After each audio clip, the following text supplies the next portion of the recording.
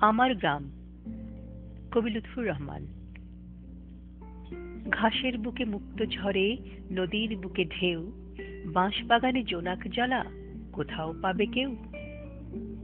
নদ নদীতে রূপ মাধুরী, বাগান জুড়ে ফুল, কাশের বনে ফুল কি ছোটে? দোল খেয়ে যা দোল।